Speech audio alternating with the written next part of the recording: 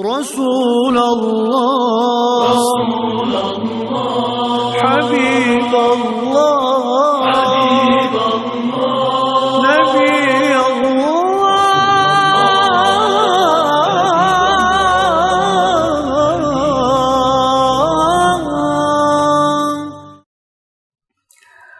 أعوذ بالله من الشيطان الرجيم بسم الله الرحمن الرحيم الحمد لله رب العالمين والصلاة والسلام على رسوله محمد وعلى آله وأصحابه أجمعين أما بعد Allah'ın rahmetini qo'llangan shaytonning ozdirib ketishidan Allohga sig'inib panoh talab qilaman. Nayda shafqatli va mehribon Allohning ismi bilan boshlayman. Bizni butun koinotni yaratgan, bizni dunyo va oxiratlik nijotlik yo'li bo'lgan haq dini islom diniga hidoyat qilgan qudratli Robbimiz Alloh subhanahu va taologa cheksiz hamdlar bo'lsin.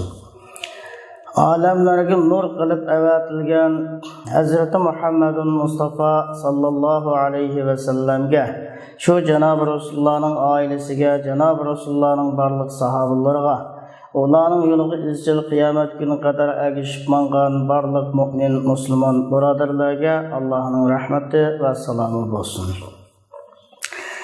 Assalomu alaykum, hurmatli saboqdoshlar. Biz bugun davomlashtirib kelayotgan janob Rasulullohning hayot tarixi, sirat haqidagi darsimizni davomlashtirish uchun bugun atgan yana bu darsxonaga yig'ildik. Allohga shukr. Biz bugun o'qimoqchi bo'lgan darsimizning temasi Bay'atul Aqabatul Ula. Yana tunji qatim birinchi davonda janob Rasulullohga bir bo'lib sahobalarning bay'at qilishi haqida to'xtalamiz. Men gapni uzatib o'tmayman. Endi o'sha kitobning temasidan chatnab ketmagan asosda ham bu kitobning o'zi darslik bo'lganligi uchun tabliq yo'sinda ortiqcha bir izohat berish, ortiqcha tushuncha berishni ortiqcha bir tushuncha berishninki bir nimasi yo'q, ehtiyoji yo'q deb qarayman. Shundaqdimi mushu darsimizga kirishdan burun mush bay'at haqida xicham ikki so'zni davtib, bay'at haqida qisqagina izohat berib darsimizga kirishni nihoyat yaxshi deb qaradim. Bo'libmi hozirgi jamiyatimizda jamoatchilar aro mushu tashkilot partiyachiliklar aro mushu bay'at sababli dushmanlashadigan, bay'at sababli ozorlashadigan ahvollar intayin ko'p. Endi bu bay'atningki hukmi islomda vojibdir. Endi bu bay'atni hamma odam bay'at beradi. Bay'atni ba'zi kimga beradi?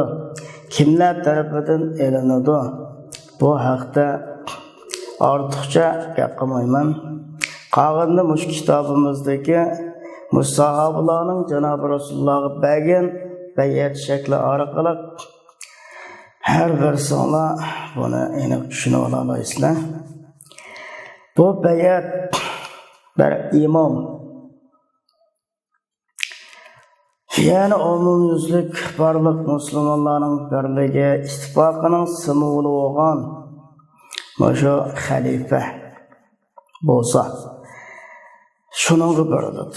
Agar xalifa bo'lmasa, ish egalari bo'lgan, diniy jihatdan yetakchilik qilayotgan, diniy jihatdan boshlamchilik qilib, rahbarlik qilayotgan ish egalariga bay'at beriladi. Hem Cenab-ı Allah'ın ya eyyühellezine amenu atiyullaha ve atiyur rasula ve ulil emri minkum degan ulil emri degan mushu oyatning tafsirisida ishlayganlarini İbn Kesir rahimehullah'ın tefsirisida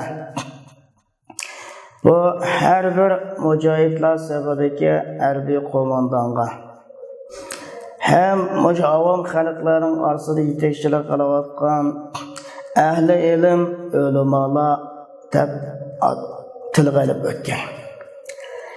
Hem emirlarga, harbiy qo'mondonlarga, ahli ilm ulamolarga bayat berilish lozim.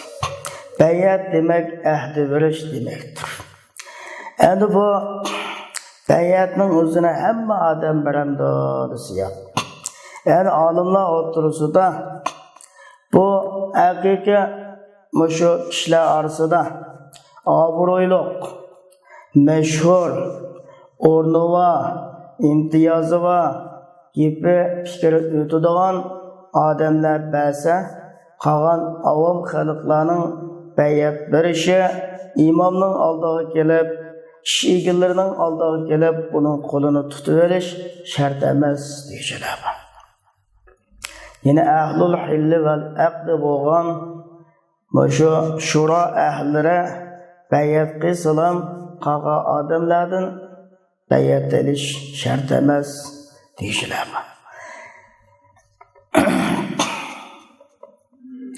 İmam Nevevi rahimahullah Şer'i Müslim'nin şerhisinde bu cemiyetteki obro'yliq, imtiyozliq bu Şura egildir olgan kişiler tarafından bir bayatning to'g'ri bo'lishi uchun ulardan erishmish shart emas. Kimning aşu bayat elingan şu sorunning o'ziga kelish, shu yerga to'plashish, shu yerga yig'ilish imkoniyati bo'lsa, qulay bo'lsa, sharoit yor bersa, shu kishilarningki bayat qilishi vojib va shu kishining o'zi bayat qilsa qolgan hamma odamning o'zidan bayat elish shart emas deb tushundigan. Biz hamda o'sha bayat haqidagi tonishinglar, tushunchalarni taqinbak yoritish uchun o'sha bayatga munosabatli bo'lgan maqolalarni ko'proq ko'rsanglar bo'ladi. Moshnaga munosabatli hadislarni shu hadisning izohotiga ko'proq qarasanglar bo'ladi. Ben şunu havola qilaman. Bayatul aqabatul ula birinchi davanda berilgan bayat. Qad zakarna anna sittata nafarin min ahli Yathrib aslamu fi mawsimil hajj sanatan. 11 min an-nubuwah. Biz yuqorida Yasrab ahli bo'lgan Madina ahlidan 6 nafar kishininki nubuvatning 11-yili Hajj mavsumida musulmon bo'lib, hem Janob Rasulullohning bu payg'ambarlik vazifasidan iborat bu islomiy da'vatni, islomni o'z qavmining ichida, o'z xalqining ichida yetkazganligiga va'da berishganligini biz yuqorida deb o'tib bo'lgan. وكان من جراء ذلك أن جاء في الموسم التالي. Aşı sebeplik keyinki mevsumda, yine nübüvvetinin 12. Hacc mevsumda, miladiye 621 yılı iyul ayında 12 nefer şahıs geldi. Bana o 12 nefer şahsının içinde aldığınki yılı Cenab-ı Resulullah ile uçuraşkan 6 şahsının içinden 5 şahıs şu 12 şahsının içinde var. 6. şahıs o Cabir ibn Abdullah ibn Re'ab idi, o bu nöbet gelemedi. Hem onlardan başka 7 şahıs gelgen. O 7 şahsının isim tizimliğe tüvendik. Birincisi Muaz ibn Haris. Bu Beni Neccar kabilesinden bulup Efra'nın oğluydu.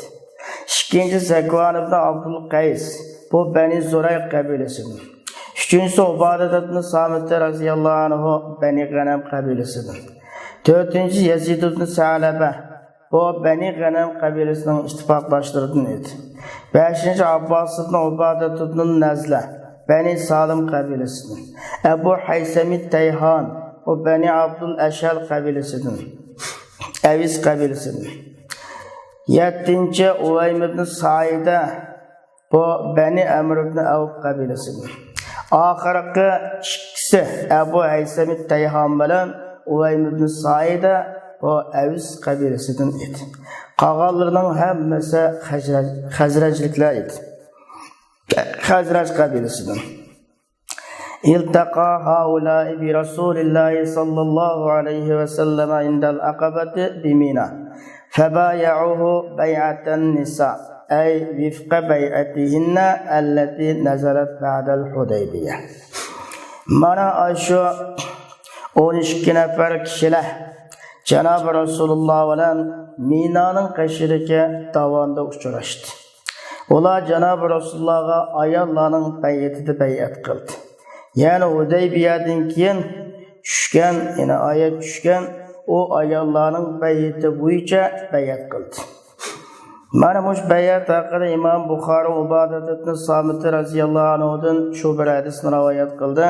Cho'qim Janob Rasululloh dedi: "Ta'alu bay'uni ala an la tushriku billahi shay'a va la tusriqu va la taznu va la taqtulu awladakum va la ta'tu bi buhtanin tabtarunahu bayna aydikum va arjulikum va la ta'sawni fi ma'rufin faman wafa minkum fa ajruhu 'ala Allah wa man asaba min zalika shay'an fa'uqiba bihi fid dunya fa huwa lahu kaffaratun wa man asaba min zalika shay'an فستره الله فأمره إلى الله إن شاء عاقبه وإن شاء عفا عنه."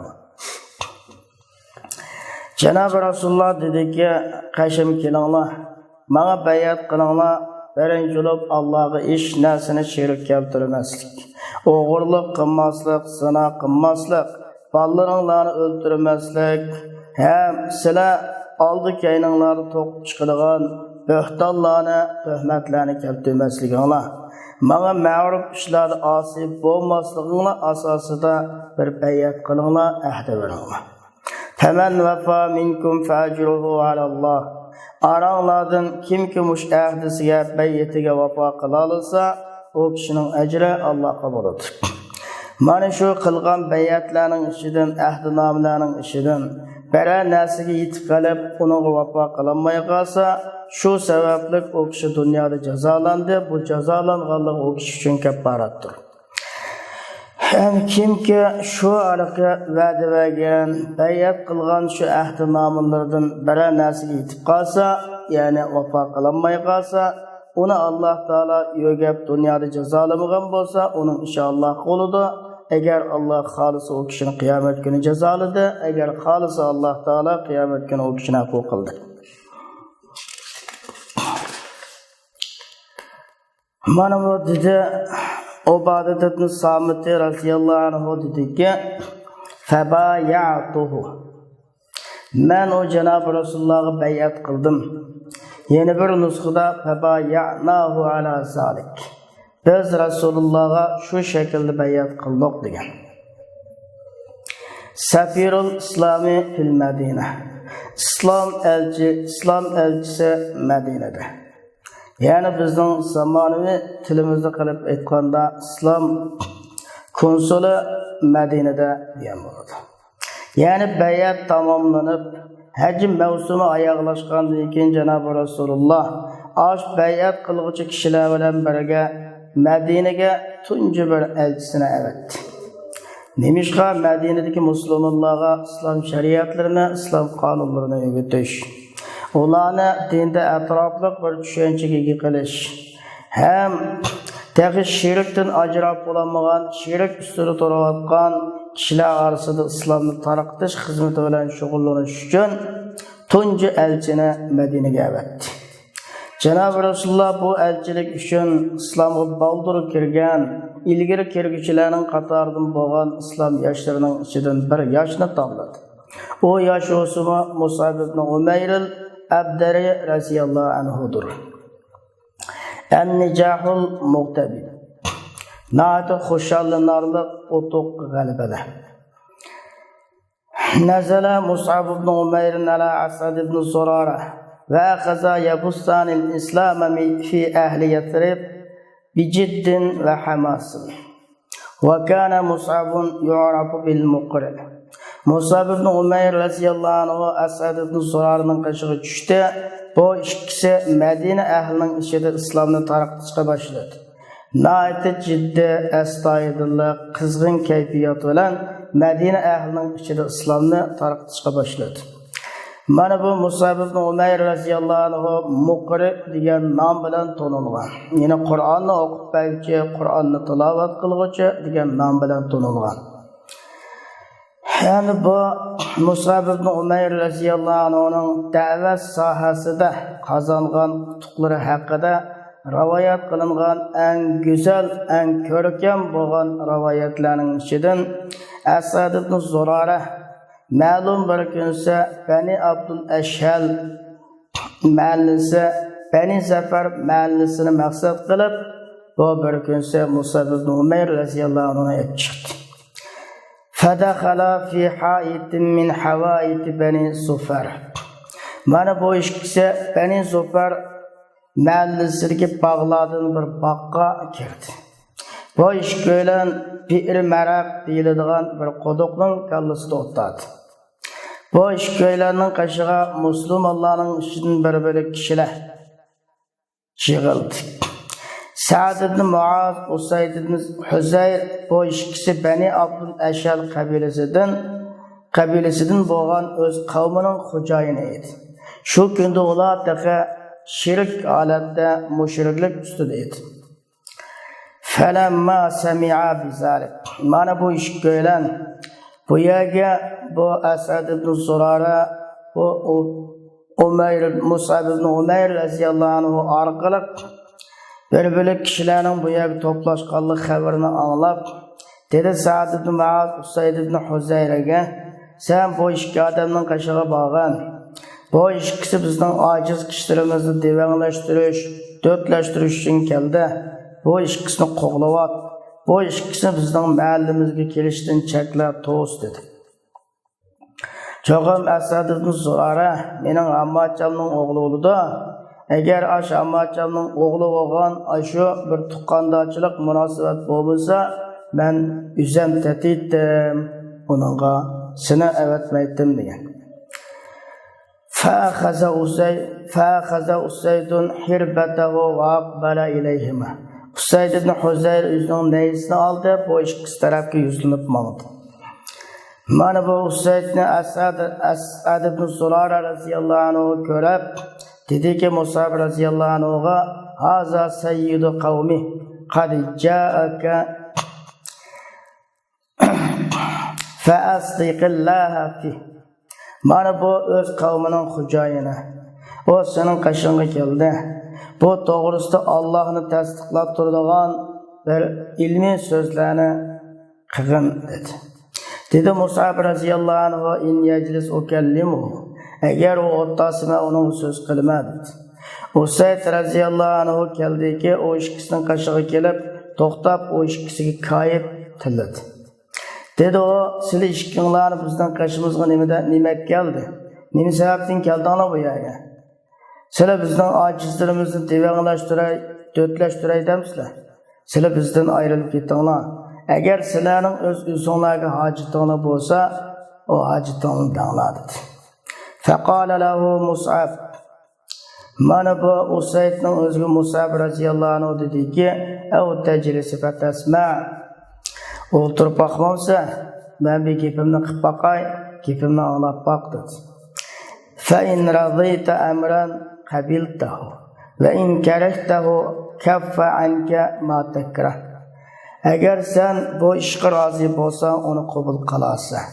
Agar yoqtirmasang, yuzingdan yoqtirmagan narsani tusasa dedi. Faqala ansaf. Dedi bu Usayd, ansafni insof qilding dedi. Ondan keyin o'zining nayisini cho'qib qo'ydi, o'ltirdi. Uning Musab radhiyallohu anhu islom haqida so'z qildi, uning Qur'onni tilovat qilib berdi. Dedi Usayd, Alloh dedi Asad ibn Zurara radhiyallohu anhu dediki, Alloh bilan qasam, albatta tonidik biz uning chiroyida islomni tonidik, bu islomni so'zlashdan burun. Onun chiroyining noyat nuroniy bo'lishi, hem nurluq bo'lib ketishlarida biz o so'zlashdan burun islomni tunib oldik. Andikin dedi o ma ahsana haza va ajmala. Nima degan chiroyli, nima degan go'zal so'zlar bu? Sizlar bu dinga kirmoqchi bo'lganlaringlarda sizlar qanday ishlarni qilasizlar? Dinga kirishdan burun qanday ishni qilasizlar dedi. Dedi bu ishko'ylan Usaydga shuynosan, pak kiyimini paklaysan, haq guvohlikni aytsan.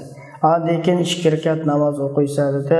Bu Usayd radhiyallohu anhu dasondan qo'bab, shu yo'nda kiyimini pakladi, guvohlik aytdi, 2 rakat namoz o'qidi. Andikin dedi, cho'qim mening orqamda bir odam qoldi. O odam sizlarga ergishib qolsa, o odamning qavmidan bir odam keyin qolmay, hammasi musulmon bo'ladi dedi. Men o odamni uzun qolmay silishkinlarning qishiga hozir aytkilaman. O Sa'd ibn Mu'az edi. Andan keyin o o'zining naysini oldi, o'z qavmining ishida turayotgan Sa'dning qishiga qaytib bordi. Ular o'zlarininki shig'ili so'rinda o'tiribdi. Dedi Sa'd, qasam qilib aytdim, men Alloh bilan qasam qilib aytamanki, cho'qim bu Usayd keldi sizlarning qishinglarga, sizlarning qishinglardan ketgan chiroydan boshqa chiroy bilan keldi dedi. Usayd bu yig'ili so'rniga kelib to'xtab, dedi aynangi Sa'd, ma fa'alta, nima qilding? Dedi o, men o ikkisiga so'zladim. Alloh bilan qasam bu ikkisida bir qabullik bordigidek, bizga bir ziyo yetkidek bir ahvolni ko'rmadim. Men bu ikkisini do'stim dedi, bu ikkoylan sen yaxshi ko'rgan ishni qilamiz dedi. Men shunda bir so'z anglandimki, Bani Haris qabilasi bu Asad ibn Zurarning qishig'i chiqqidek, uni o'ttirib etgidek deb anglandim. Sana xiyonat qilish uchun, sening ahdini buzish uchun deb so'zlandim dedi. Bu gapni cho'qim ularning o'zi cho'qim tonigan, cho'qim u bo'lsa seninki tog'oning o'g'li ekanligini bilib turib, yine sening ahdini buzish, sen xiyonat qilish uchun Asad ibn Zurarni o'ttirmoqchi bo'lib chiqmoqchi ekan, men bunda gap so'zni angladim dedi. Sa'd onun so'zlangan ahvolga nisbatan na'ati g'azab qilgan holatda dasonidan qopdi, naysini oldi, bu ikkisining qashig'i chiqib keldi. Men bu ikkisini ko'rib, na'ati ko'ngli xotirjam bo'ldi, amin bo'ldi. Ham u shuni tunib yetdiki, Usaydning o'zi faqat uningdan bu ikkisidan bir so'z anglab baqishni iroda qilganligini tunadi. Mana bu ikkisining qashig'i kelib turdi, Sa'd ibn Mu'az ham bu ikkisi ozroq gap qildi. Qattiq gap qildi. Andikin dedi Asad ibn Zurarga, Alloh bilan qasam, ey Aba Umama, agar men bilan sening orangda bir tuqqandochilik munosabat bo'lmagan bo'lsa, mana bunda ahvolni mendan ko'maytding, boshqacha bir ahvolni ko'rding. Bizning yurtimizdan biz yoqtirmaydigan ishlar bilan yo'g'ilib o'tiribsizlar dedi. Asad Mus'ab radhiyallohu anhuga degan edi, sening qashingga keldi, Alloh bilan qasam, bir xo'jayin keldi, uning oqisidan uning qavmi bor. Agar sana egilsa, sendin ulardan bir odamning o'zi qanday qilmadi, keyin qolmadi degan edi. Dedi Mus'ab radhiyallohu anhu Sa'd ibn Mu'azga, "Avtaqulu fatasma", o'ltamamsa gapimni anglab boq. فإن رضيت أمرا قبلته وإن كرهته عزلنا عنك ما تكره. Eğer sen işimizni yoqtirsan, onu qabul qilding. Eğer onu yoqtirmasan, sen yoqtirmagan ishni sendan ayrim bilakyaga aketdik dedi. Qala qad ansafta. Dedi Sa'd ibn Mu'az, insof bilan gap qilding. O o'zining naysini cho'qib o'ltadi, uning islomni to'g'ri qildi, uning Qur'onni o'qib berdi. Dedi Sa'd ibn Mu'az, to'nidik biz Alloh bilan qasam, bu Sa'd ibn Mu'azning chiroyli islomni to'nidik. Islom to'g'risida so'zlashdan burun biz islomni to'nidik. Uning chiroyining nurlanib ketishi va uning chiroyininki noyatalik yo'ruq nurliq bo'lib ketishlarida uning islom bilan so'zlashdan burunlab uning chiroyida islomni to'nidik. Bu Asad ibn Zurara shunday dedi. Andekin dedi bu Sa'd ibn Mu'az, sizlar musulmon bo'lmoqchi bo'lganinglarda sizlar qanday qilasizlar dedi. Bu ish bilan shuyunsa, kiyimini poklaysa, haq guvohlikni aytsa, 2 rakat namoz o'qiysa dedi, uni qildi. O neysini aldı, o öz qavmining yig'ilib o'tgan so'rniga yuzlanib bordi. Ola bu Sa'd ibn Mu'azni ko'rablam dediki, ola Alloh bilan qasam qilib aytamiz. O ketgan chiroydan boshqa chiroy bilan qaytib keldi deydi. Mana bu Sa'd ibn Mu'az ularning qishida to'xtab dediki, ey Bani Abdul Ashal qabilasi, sizlarning oranglarda mening ishimni qandaroq, mening buyruqimni qandaroq bilatinglar. Dedi ular, sen bo'lsang bizning xo'jayinimiz, bizning fikr jihatdan eng afzal, eng to'g'ri fikrli kishi va ay manuna naqiba, bizning o'ng qo'l boshlig'imiz eding. Dedi Sa'd ibn Mu'az, cho'qim sizlarning erlaringlar, ayollaringlar bo'lsin, ularning menga so'zlashinglar haromdir. Sizlar Allohga, Allohning payg'ambariga ishonmay turib, bundaq mushrik, kufrli qoltinglarda menga so'zlashinglar harom dedi. Ularning ishida bir odam, bir er yoki bir ayol kashf qilmadi, lekin kashf qilsalar musulmon bo'ldi. Bu er ayol. Kashf bo'ch orliqda musulmon bo'ldi, lekin bir odam musulmon bo'lmadi. O Usayrim edi. Onun musulmon bo'lishi Uhud kunisiga kechikib qolgan. Mana aş Uhud günüsü musulmon bo'ldi, urush qildi, o'ldirildi. O Allah uchun bir sajda qilib boqmadi. Dedi Payg'ambar alayhisolatu vassalam, u oz amal qildi, ko'p ajr oldi degan. Va qama Mus'abun fi bayt As'ad ibn Zurara yad'un nasa ila al-islam. Mus'ab radhiyallohu anhu As'ad ibn Zurarning uyida turib, kishilarni islomga chaqirdi, da'vat qildi. Hatta Ensarilarning oilasidan bir oila qolmadi, lekin qaz shu oilada er ayol musulmonlar bor.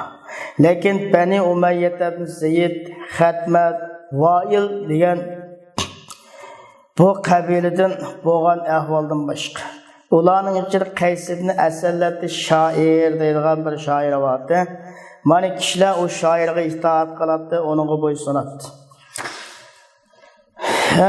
Bu shoir ularning o'zini islomdan to'xtatib qo'ydi, ya'ni musulmon bo'lishdan to'xtatib qo'ydi. Hattoki o'sha hijrining 5-yili Xandak yili bo'lganga qadar ularni musulmon bo'lishdan to'xtatib qo'ygan. Endi keldigan keyingi haj mavsumi kelishdan burun, ya'ni nubuvatning 13-yili haj mavsumi kelishdan burun Mus'ab ibn Umayr radhiyallohu anhu Cenab-ı Resulullah'a bu muvaffaqiyatlik bisharatlarini götürüp Mekke'ye qaytib geldi. Resulullah'a bu Yasrab kabilelerinin ahvalini, hem ularning ishidagi yaxshilik talantlarini, hem ularning kuch-quvvat, hem qo'g'dash kuchining borlig'ini qilib so'zlab berdi. Bayatul aqabatis saniya. Endi biz Moşa İslam tarixida, yani tunca musulmonlar sahabalarning hayotida ko'rilgan Moşa 2 qatimliq bayat bor. 2-chi aqaba bayati haqida to'xtalamiz. Fi mavsimil hajj fi sanati thalitha. Yana nubuvatning 13-yili haj mavsumida milodiy 622-yili iyunda bu haj farzini ado qilish uchun 70 necha Madina ahllaridan bo'lgan musulmonlar hozir bo'ldi.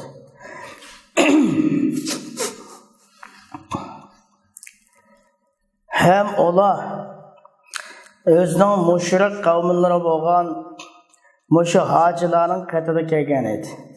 Mana shu musulmonlar o'zaro so'rashdi.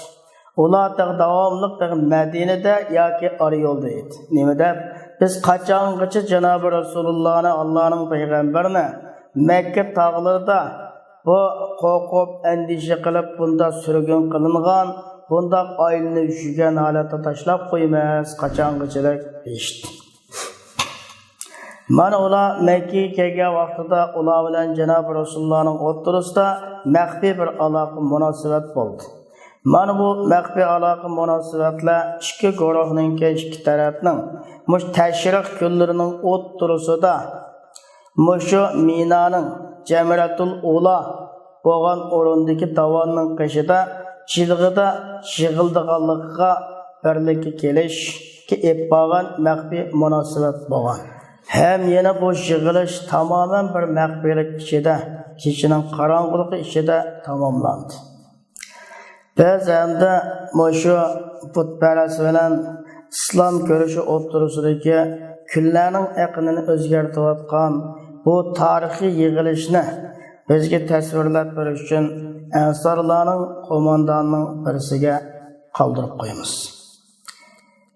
Mana bu Ansorilarning qo'mondonlarining biri bo'lgan bu Ka'b ibn Malik al-Ansori radhiyallohu anhu bu tarixiy uchrashuv, tarixiy yig'ilish haqida bunday deydi.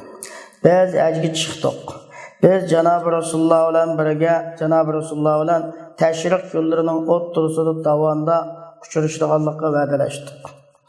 Biz hajdan baka oldik. Hem biz Janob Rasululloh bilan va'dalashgan kechimi keldi. Biz bilan Abdullah ibn Amr ibn Haram ba'd Abu Jabir. Bu bizning boshliqlarimizdan bir boshliq edi. Ve bizning aramizdagi nayta obro'li kishilardan bir obro'li kishi edi. Biz onu evagan edik o'zimiz bilan birga. Hem biz o'zimiz bilan birga chiqqan mushrik xalqlardan bizning ishlarimizni yushudik. Biz bu Abdullah ibn Amr ibn Haramning o'ziga so'zladik, onunga dedik: "Ey Abu Jabir, cho'qim sen bo'lsang bizning boshliqlarimizdan bir boshliq. Aramızda en obro'li kishilarimizning ichidagi obro'li kishi. Biz seninki sen turayotgan bu holatingdan bu shu atir, ya'ni qiyomat kuni tavzaqning o'tini bo'lib ketishingdan biz ansirdik. Dedik, ondan keyin uni islomga chaqirdik. Uning Rasulullohning biz bilan davomda uchrashadiganlik va'dalashgan ahvollarini dedik. Dedi Ka'b ibn Malik radhiyallohu anhu o musulmon bo'ldi, biz bilan birlikda Aqaba davomida hozir bo'ldi, qatnashdi. Hem o bir guruhning boshlig'i edi. Dedi Ka'b ibn Malik al-Ansori radhiyallohu anhu, biz o kechilikda bizning qavmlarimiz bilan bizning yuqtaqlarimizni ichida uxladik. Kechining 3dan biri o'tib ketgan vaqtida biz o'zimizning yatgan joyimizdan Rasululloh bilan va'dalashgan o'ringa chiqdik. Natasallalu tasallulal qata. Yani mushuk sug'urilib chiqqanligidek hech qanday shab vermay biz sug'urilib chiqdik. Nəhayət məxfi yushirilgan. Biz davanda jilg'iga to'plashdik. Biz 73 ayollarımızın 2 ayol edi. Yani o ayol olsun Ka'bning qizi Ummu Ammara bo'lgan Nusayba degan ayol edi. Bu Bani Mazin ibn Najjar qabilasidan edi. Yeni birisi Amirning qizi Asma edi. Yani Ummu Mani' deb ataladi. Bu Bani Salma qabilasidan edi. Biz bu jilg'iga to'plashdik. Biz Janob Rasulullohni kutib turamiz. Janob Rasulullohning bizning qishimizga kelishini Rasulullohni kutdik. Rasululloh bilan birlikda Rasulullohning tog'asi Abbos ibn Abdul Muttallib bor. O Abbos ibn Abdul Muttallib shu kunda o'z qavmining dini bo'lgan butparastlik dini edi. Lekin o bo'lsin o'z qarindoshining o'g'li Muhammad alayhisalomning ishlariga hozir bo'lishini yaxshi ko'radi. Rasululloh uning ishonch qiladi. Hem o söz qilguvchilarning tunjisi bo'ldi. Bidayatul muhadasat ve teşrihul Abbas li xuturatil mas'uliyet. Yine bu özara falan sohbetlerinin başlanışı. Abbas'ın bu mas'uliyetinin xatarlik taraflarını izahlab o'tishleri. En bu yig'ilish bu sorun to'liq bo'lgandan keyin yig'ildiganlar yig'ilib bo'lgandan keyin bu diniy jihatdagi, harbiy jihatdagi bu qasam, ittifoq, ahd nomini bekitish uchun so'zlar boshlandi. Söz qilguvchilarning birinchisi o Abbos ibn Abdul Muttallib bo'ldi. Yani Rasulullohning tog'asi. Bu so'zladi. Bu alaqi bayat berguchi musulmonlarning o'ziga noit uchuqliq bilan Mo'shu ittifoqningki natijasida mush ahdinomining natijasida ularning gardiniga tashlanadigan mas'uliyatning xatarli ekanligini sharhlab so'zladi. Ya ma'sharal Xazraj, ey Xazraj guruhi. Yana arablarning o'zi ansariylarni Xazraj deb ataydi. Mayli onunki ansariylarning Xazrajligi olsun, Avsir olsun, hammasini Xazrajliklar deb atashadi. Shuni ya ma'sharal Xazraj deb boshladi gapini. Ey Xazrajlar jamoati, cho'qim Muhammad aramizdan silib bilgan shu o'rinda turadi-da. Biz uni o'z qavmimizning ichidan bizning fikrimizning o'xshida bo'lgan kishilardan qovdirdik. Chunki Muhammad bo'lsa o'z qavmining ichidan bir izzat ichida ham o'z shahrida bir qo'g'dinish ichida turadi. Endi o Janob Rasululloh, endi o Muhammad sizlarning qishinglarga berish, sizlarga qatilishdan boshqaga o'nimaydi-da. Agar sizlar o'zingni chaqirgan shu chaqiriqning o'ziga, shu Muhammadning o'ziga vafo qila oladigan bo'lsanglar, shunda deb qaraga olsanglar, ham uni bilan qarshilashgan kishilardan qo'g'daydiganligiga ishonch qilib qaraga olsanglar va sizlar o'z ustinglarga olgan vazifa shu bo'ladi. Agar sizlar bu Muhammadni o'zingizning qishiga chiqib bo'lgandan keyin uni qarshilashgan kishilarga topshirib beradigan va uni yordam bermay shu patim tashadigan bo'lsanglar, hozirdan boshlab buni qishinglarga chiqmanglar, joyida qo'yib qo'yinglar. O Muhammad sallallohu alayhi vasallam, ya'ni izzat ichida o'z qavmidan, o'z shahrida bir qo'g'dinish ichida turadi dedi. Dedi Ka'b ibn Malik al-Ansari radhiyallohu anhu bu so'zga javoban faqulna lahu dedik biz nimaga Abbos ibn Abdul Muttallibga. Biz sening deganlaringning hammasini angladik. Andikin sözlü Ka'b radhiyallohu anhu Allah'ın peygamberi faquz li nafsika ve li rabbika ma ahbabta. Üzenge öz Rabbin üçün üzeng yaxshi ko'rgan ahdilarni olgin bizdan dedi. Va hazal javob yadullu ala ma kanu alayhi min azmin samim ve şuca'atin mu'mina ve ikhlasin kamilin fi tahammul hazihi'l mas'uliyatil azima ve tahammul avaqibiha al-khatira. Mana bu Ka'b ibn Malik al-Ansari radhiyallohu anhu'ning bergan javobi, ular keskin bir irodaga ham mu'minlik bir jasorat, baturlik holatiga kip bo'lganligiga dalolat qiladi. Ham cho'ng bir mas'uliyatni o'z ustiga elish, uning xatarlik oqibatlarini o'z ustiga elish jihatda mukammal bir ixlos, mu'minlarcha bo'lgan bir jasorat, hem keskin bir iradada bo'lganligiga dalolat qiladi. Alqa Rasululloh sallallohu alayhi va sallam ba'da zalika bayana summa tammatil bay'ah. Janob Rasululloh shuningdan keyin o'zining bayonini o'tirg'a qo'ydi, uningdan keyin bay'at tamomlandi. Bunudul bay'atning shartlari. Mana buni İmam Ahmad radhiyallohu anhu, Jabir radhiyallohu anhudan tafsili holatda rivoyat qildi.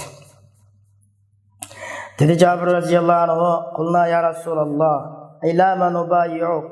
Dedi biz Allohning payg'ambari, biz sana nimaga bay'at qilamiz?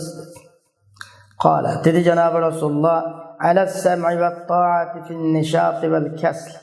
وعلى النفقة في العسر واليسر وعلى الأمر بالمعروف والنهي عن المنكر وعلى أن تقوموا في الله لا تأخذكم في الله لومة لائم وعلى أن تنصروني إذا قدمتم إليكم وتمنعوني مما تمنعون منه أنفسكم وأزواجكم وأبناءكم ولكم الجنة. Yine sözümni her zaman, her vakit anlaş. Buyruğumga, emirimge her vakit, her zaman itaat qilish, bo'ysunish. Yine mayli ruhli qaltingda bo'lsin, nayta bir xil ish qo'shaqmaydigan, urinishib qolgan holatlaringlarda bo'lsin, her zaman sözümni anglash, gapimga ma'qul deyish, emirimga itoat qilish asosida bayat qilasizlar. Yana qiyinchilik, yana iqtisodinglar yo'q, qiyinchilik oltinglarda, nayt ozodchilik, boylik oltinglardimi, bu islom yo'lida, dinni yetkazish yo'lida iqtisod talab qilsa, bu iqtisodingni chiqim qilish, xajlash asosiga bayat qilasizlar. Her vaqt yaxshilikni buyurish, munkardan to'sish. Allah to'g'risi turishinglar. Sizlarni Allah to'g'risida malomat qiluvchining malomati tutmaslik, har vaqt ishni bijiganda Allah uchun xolis qilish, guvohlik bersanglarmi Allah uchun guvohlik beradigan mush holtinglarda turishga bayat qilasizlar. Men sizlarning qashinglarga borgan vaqtimda menga yordam berasizlar. Meni o'zinglarni, ayollaringlarni, bolalaringlarni nimadan to'sib qo'ydigan bo'lsanglar, menim shunda qo'g'daysizlar, sizlar uchun jannat bor. Mana mushunga nima qilasizlar? Bayat qilasizlar. Mana mushunga bayat qilsanglar, ham mushu bayatinglarga vafo qila olsanglar, oqibatda sizlar uchun jannat bor.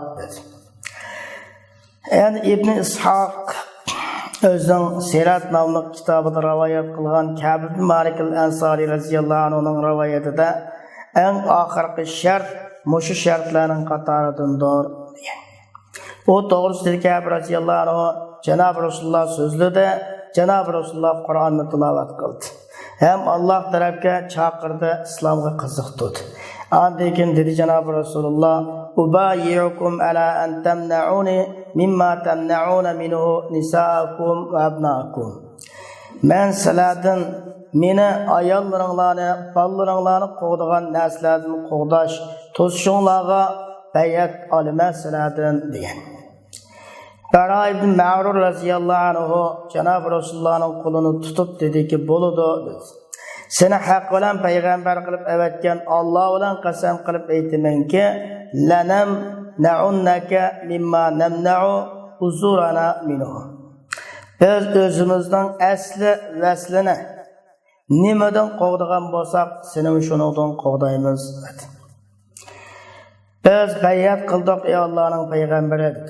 Biz Alloh bilan qasam urush ahlilari, qurol yarog' tutalaydigan, harbiy ta'limotni olgan, harbiy asboblarni tutalaydigan kishilar biz. Biz buningga cho'nglardan cho'nglarcha varis bo'lib kelganmiz dedi. Dedi Ka'b ibn Malik el-Ansari radhiyallohu anhu fa'tarazal qawla vel bara yukallimu Rasulullah sallallahu aleyhi ve sellem Ebul Haysam ibn Tayhan. Bara ibn Azib, Bara ibn Ma'rur radhiyallahu anhu Cenab-ı Resulullah sözler atattı.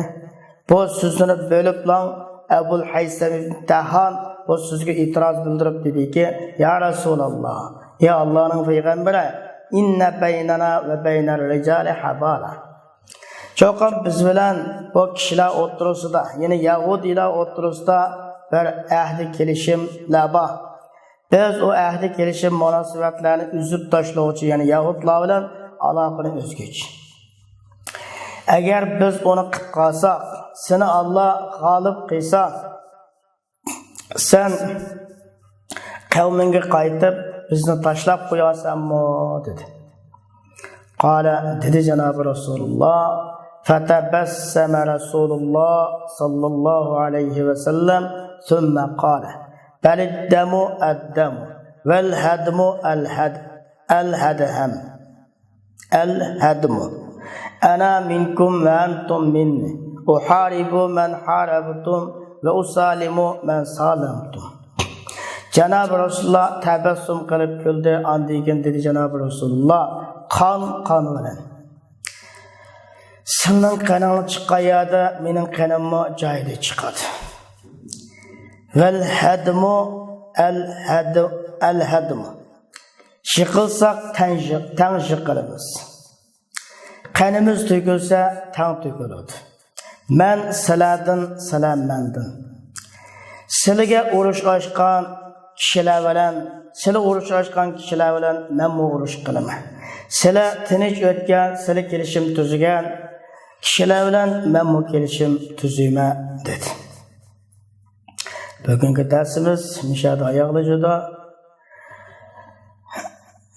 oyoqlashida Allah hammamizni bu darsdan manfaatlanishga, foydalanishga muvaffaq qilsin.